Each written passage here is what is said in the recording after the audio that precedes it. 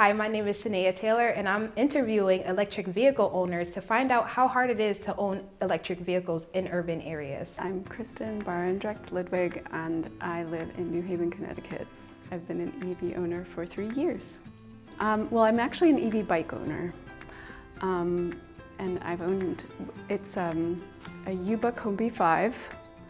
I've owned it for about 3 years now, and it cost over $3,000 when we bought it new. Yeah, it makes life work. So we bought it in order to have a second vehicle that would work financially, and in terms of our situation as renters, getting a second car just really wasn't an option. And so while it's an expensive bike, it's a very, very inexpensive option for a second vehicle in our family. It allows us to have much more flexibility in terms of getting across town. I bring my son to school in it. Also, it's a cargo bike, so it holds all the stuff that you need when you're carting your child around. And the e-assist is what makes it work. You know, I couldn't manage those hills otherwise. We originally bought the bike we did partially because it fit into the space in a back porch area in our first apartment. So it was sort of like a back porch that we could lock the bike inside of a porch area.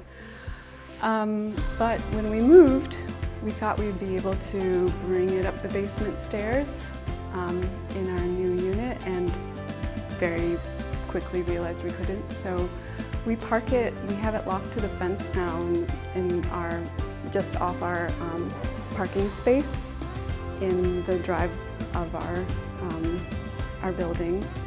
And we have a tarp over it to try to keep some of the weathering off, but certainly not an ideal situation. So what came up in the conversation today about incentivizing building owners to have spaces for e-bikes and bikes in general to park outside that are not just on the street, you know, locked to a sign. It's a big deal for renters. I charge at home. So I just unlock the battery, carry it upstairs, and plug it into the plug at home. And then I don't have to charge it every day. So if I'm leaving the house and I know that there's like a low charge, I'll just bring my cable with me and I can do the same thing at work. All I want to say is, like, you don't have to be a bike aficionado to do this. You don't have to be someone who runs marathons to do this. You don't even have to be an eco hero to do this. It's something that's like within the reach of people who feel comfortable on their bike, and it's made a huge difference for our family.